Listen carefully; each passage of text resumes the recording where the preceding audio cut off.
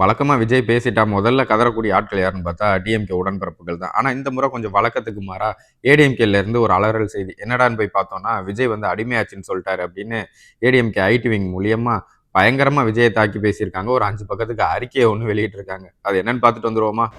என்னப்பா ரெடியா?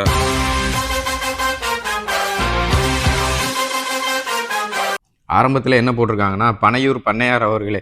இந்த பிள்ளையார் சொல்லி போடுறதுக்கு பதிலா பண்ணையார்னு போட்டு ஆரம்பிச்சிருக்காங்க. சரி, ஓகே. அதை யார் சொல்றதுன்னு பார்த்தா நம்ம நாற்காலி நாயகன். கொஞ்சம் கொஞ்சமாக தவழ்ந்து தவழ்ந்து உயர்ந்த பதவிக்கு வந்து அதை கூட கொச்சைப்படுத்தி பேசுகிறார். தவழ்ந்து தவழ்ந்து அதுல அவங்க முதல்ல என்ன குறிப்பிட்டிருக்காங்கன்னா, சூழல் என்பது சட்டவிரோதமாக பணம் சம்பாதிக்கும் செயல். அப்படி பார்த்தால் சட்டத்திற்கு விரோதமாக தொடர்ந்து பிளாக்கில் டிக்கெட் விற்கும், அதன் மூலம் பல கோடிகளை கண்ட நடிகர் விஜய். ஆக நீங்கள் தான் ஆகப்பெரும் ஊழல்வாதி. சபா, யாராவது சொல்லி புரிய வைங்கயா. ஒரு படத்துக்கு இவ்வளவுதான் டிக்கெட் விற்கணும் அப்படின்றத கவர்மெண்ட் அரசு தான் முடிவு பண்ணுது.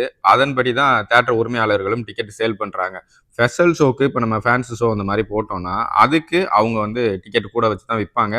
ஏன்னா நம்ம வந்து அதிகாலையில் போயிட்டு பார்க்குறோம் அப்படின்னா அதுக்கு வந்து தியேட்டர் உரிமையாளர்கள் ஸ்பெஷல் ஃபேன்ஸ் ஷோ வந்து எவ்வளோ சொல்கிறாங்களோ அதை வாங்கிட்டு தான் போய் பார்ப்போம். அது தியேட்டர் உரிமையாளர்களோடது. இவங்க எல்லாம் விஜய் போயிட்டு எப்போ பிளாக்ல டிக்கெட் வித்தாரு, இவங்க எப்போ பார்த்தாங்கன்றதான் தெரியல. ஐடிவிங்கா இருந்துக்கிட்டு இப்படி அடிமுட்டாள்தனமா இருக்கீங்க பார்த்தீங்களா? உங்களை எதுக்கு அடிமையாச்சுன்னு அவர் சொன்னாருன்னு இப்போ புரியுது. இப்படி அடிப்படை அறிவே இல்லாமல் அடிமுட்டாள்தனமா இருந்தா அடிமையாக தான் இருக்கணும். தவழ்ந்து தவழ்ந்து தவழ்ந்து தவழ்ந்து தவழ்ந்து தவழ்ந்து. அடுத்ததா என்ன சொல்லியிருக்காங்கன்னா, மத்திய அரசிற்கு அடிமை என்பது அதிமுகவின் வரலாற்றிலே இல்லாத ஒன்று. எப்போதெல்லாம் மாநில நலனுக்கும் உரிமைகளுக்கும் சோதனை வருகிறதோ அப்போதெல்லாம் தமிழகத்திற்கான உரிமைகளை போராடி பெற்று மக்கள் நலன்களை வாதாடி பெற்ற இயக்கம் எங்கள் அதிமுக எனும் பேரியக்கம் என்பதுதான் வரலாறு. புரியுது புரியுது, நீங்க எவ்வளவு பெரிய வீரன்னு எங்களுக்கு புரியுது.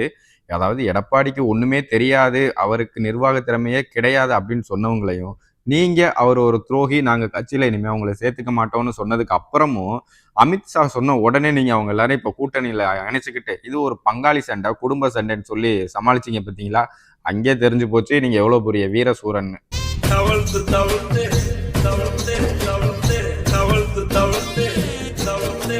அடுத்து என்ன சொன்னீங்க? மக்களின் நலன்களை வாதாடி பெற்ற இயக்கமா? உங்க இயக்கத்தை பத்தி தான் எங்களுக்கு தெரியுமே. தூத்துக்குடியில துப்பாக்கி சூடு நடத்துனீங்களா, அந்த மாதிரியான இயக்கம் தானே. இதெல்லாம் மறந்துடும்னு நினைச்சீங்களா?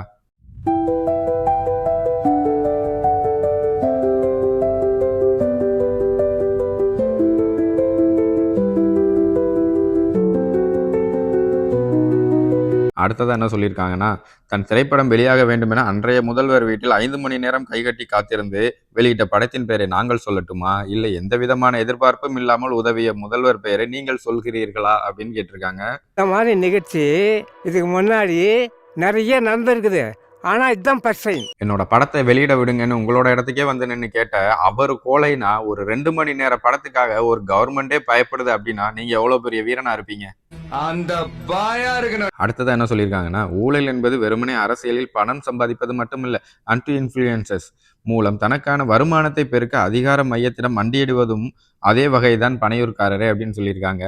மண்டிடுறத பத்தி யாரெல்லாம் பேசுறா பார்த்தீங்களா? நீங்க மண்டியிட்டதை பத்தி தான் இன்னைக்கு தமிழ்நாடு முழுக்க இல்ல உலகம் முழுக்கவே தெரியுமே எந்த அளவுக்கு மண்டிடுவீங்கன்னு. உயர்ந்த பதவிக்கு வந்து தவழ்ந்து வந்து உயர்ந்த பதவிக்கு வந்து தவழ்ந்து வந்து. அடுத்தது 5வதா ஒரு டாபிக் என்ன சொல்றாங்கன்னா, அதிமுகவின் ஆட்சியை ஊழலாட்சி என்று குறை சொல்லிவிட்டு அந்த கட்சியில் கல்வி அமைச்சராக இருந்த செங்கோட்டையனை ஒருங்கிணைப்பாளர் என்று பக்கத்திலேயே உட்கார வைத்துக் கொள்வதுதான் நீங்க சொல்கின்ற தூய சக்தியா அப்படின்னு கேட்டிருக்காங்க. அப்போ உங்க ஆட்சி உண்மையிலே ஊழல் ஆட்சி தான் நீங்களே ஒத்துக்கிறீங்களா? அடுத்ததா நம்ம எல்லாம் திமுக பண அரசியல் பண்ணுது அப்படின்னு சொல்லிட்டு இருந்தோம். அப்ப அதே அரசியலை ஏடிஎம்கவும் கையில் எடுத்திருக்கு. அதை என்ன சொல்லியிருக்காங்கன்னு பார்த்துட்டு வந்துருவோமா? நீங்கள் செய்தீர்களோ இல்லையோ, ஆனால் கரூரில் 41 பேரின் மரணத்திற்கு நீங்களும் ஒரு காரணம் தானே அப்படின்னு சொல்லியிருக்காங்க. அடுத்து அதற்கான பிராய்ச்சித்தங்களை செய்யாமல் என்ன வழக்கு வரப்போகிறதோ என்ற பயத்தில் 72 நாட்களுக்கும் மேல் பனையூரில் பதுங்கி 15 நாட்கள் கட்சியின் அலுவலகத்தையே மூடிவிட்டீர்கள். அதுதான் நீங்கள் எவ்வளவு பெரிய வீரர் என்பதற்கான விடை. எப்படி இறந்து போன 41 குடும்பத்தையும் தத்தெடுத்துட்டு அவங்க எல்லாருக்கும் அக்கௌண்ட்ல பணமும் மாசம் மாசம் போட்டு விட்டு அவங்க குடும்பத்துல சேர்ந்த அந்த நல்லது கெட்டது விஷயங்களுக்கும் தமிழக வெற்றி கழகம் பொறுப்பெடுத்துக்கும் அப்படின்னு சொல்லிட்டாங்க. அவங்க பிள்ளைகளோட படிப்பு செலவு, கல்யாண செலவுன்னு எதிர்கால செலவு கடைசி வரைக்கும் இந்த தமிழக வெற்றி கழகம் பார்த்துக்கும் அப்படின்னு பொறுப்பெடுத்துட்டாங்க. இதுக்கு மேல நீங்க என்ன பிராய்ச்சித்தத்தை எதிர்பார்க்குறீங்கன்னு எங்களுக்கு தெரியல. ஸோ உங்க பாஷையில பிராய்ச்சித்தம்னா அமித்ஷா காலையும் மோடி காலையும் போய் விழுகிறது தான் நினைக்கிறேன். அந்த மாதிரியான பிராய்ச்சித்தங்கள் எல்லாம் விஜய்க்கு தெரியாது. தவழ்ந்து வந்து தவழ்ந்து தவிர்த்து தவிர்த்து தவிர்த்து தவிர்த்து அடுத்ததா 7வதா என்ன சொல்றாங்கன்னா, உலக வரலாற்றிலேயே முதன்முறையாக இறந்தவர்கள் வீட்டிற்கு சென்று ஆறுதல் சொல்லாமல் பனையூர் வந்து ஆறுதல் வாங்கிச் செல்லுங்கள் என்று சொன்னதெல்லாம் வேற லெவல் பண்ணையார்த்தனம். இதற்காக உங்களுக்கு டாக்டர் பட்டமே கொடுக்கலாம் அப்படின்னு சொல்றாங்க. உலக வரலாற்றிலேயே புதுசா தொடங்கின ஒரு கட்சியை பார்த்து பல ஆண்டுகளா இருக்கக்கூடிய ஒரு கட்சி பயப்பட்டுச்சு அப்படின்ற பெருமை உங்க கட்சியை தான் சேரும். தவிர்த்து தவிர்த்து தவிர்த்து தவிர்த்து தவிர்த்து அடுத்ததா 8வது ஒரு பாயிண்ட் என்ன சொல்றாங்கன்னா, கரூர் சென்று கண்ணீரை துடைக்காமல் கிளிசரின் கண்ணீரோடு போட்டோக்களை வைத்து பேருக்கு ஒரு அஞ்சலி நிகழ்ச்சி நடத்திவிட்டு குற்ற உணர்ச்சி சிறிது கூட இல்லாமல் அந்த நிகழ்ச்சியில் தன்னை செல்ஃப் ப்ரோமோட் செய்து கொண்டது மிகவும் ஆபத்தான அரசியல் அடையாளமாகுமா. அவருக்கு வந்தது கிளிசரின் கண்ணீர் தான் உங்களுக்கு எப்படி தெரியும்? நீங்களே யூஸ் பண்ணியிருப்பீங்களோ? இருக்கலாம், வாய்ப்பு இருக்கு. தவிர்த்து தவிர்த்து அடுத்ததா என்ன சொல்றாங்கன்னா, அரசியலில் நல்லவராக இருக்கலாம், வல்லவராக இருக்கலாம். ஆனால் ஒன்றுமே தெரியாத, புரியாத தனது ஃபேன்ஸை கூட ஏமாற்றும், இன்னும் டைரக்டர் நடிகராகவே இருக்கும் தாவேக தலைவர் போன்றவராக மட்டும் இருந்துவிடக் கூடாது அப்படின்னு சொல்றாங்க. என்ன ஒரு புத்திசாலித்தனம்.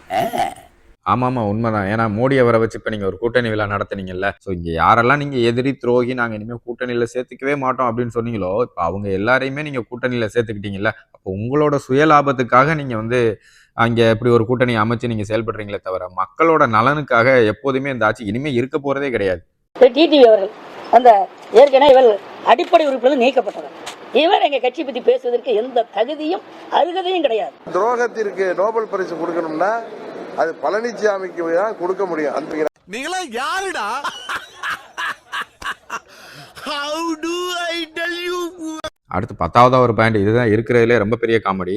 நீங்கள் எங்கள் கழகம் குறித்து மனனம் செய்து ஒப்புவிக்கும் ஒட்டுமொத்த கருத்துருவும் 1ஆம் நபர் குப்பை, அறிவாலய குப்பையோடு பனையூர் குப்பையையும் கூட்டெறிந்து விடுவோமாக அப்படின்னு இருக்காரு. வாய்ப்பில்லை ராஜா, வாய்ப்பு கிடையாது. நீங்க கவலையே படாதீங்க. தலைவர் விஜய் ஆட்சிக்கு வந்த உடனே உங்களை கூட்டி பெருக்கிற வேலை கன்ஃபார்ம். அவர் முன்னிலையிலே தொடக்க விழாவும் வச்சிருவோம். இந்த அவமானம் உனக்கு தேவையா? இந்த திமுக, அதிமுக 2 கட்சியுமே மாத்தி மாத்தி ஆண்டு தமிழ்நாட்டை குட்டிச்சவரா ஆக்கி வச்சிருக்கு. இந்த 2 கட்சிக்கும் எந்த வித்தியாசமுமே கிடையாது. திமுக செய்யக்கூடிய அதே தவிர கொஞ்சம் பட்டிட்டிங்கரிங் பார்த்து அதிமுக பண்ணும். அவங்க செய்யக்கூடிய அதே தவிர திரும்ப மறுபடியும் பெயிண்ட் அடிச்சு இவங்க பண்ணுவாங்களே தவிர இங்க தமிழ்நாட்டுக்கு எந்த ஒரு மாற்றமும் வரப்போறது கிடையாது. இந்த 2 கட்சியுமே 2026ஓட தூக்கி போட்டுறணும். தமிழகத்தில் நெடுஞ்சாலை பணிகள் மேற்கொள்ள ஒதுக்கீடு செய்யப்பட்ட ஒப்பந்தத்தில் 4800 கோடி ரூபாய் முறைகேடு நடைபெற்றதாகவும் இதுகுறித்து அப்போதைய முதலமைச்சர் எடப்பாடி பழனிசாமி மீது வழக்கு பதிவு செய்ய கோரியும் 2018ஆம் ஆண்டு திமுக அமைப்பு செயலாளர் RS பாரதி உயர்நீதிமன்றத்தில் வழக்கு தொடர்ந்தார்.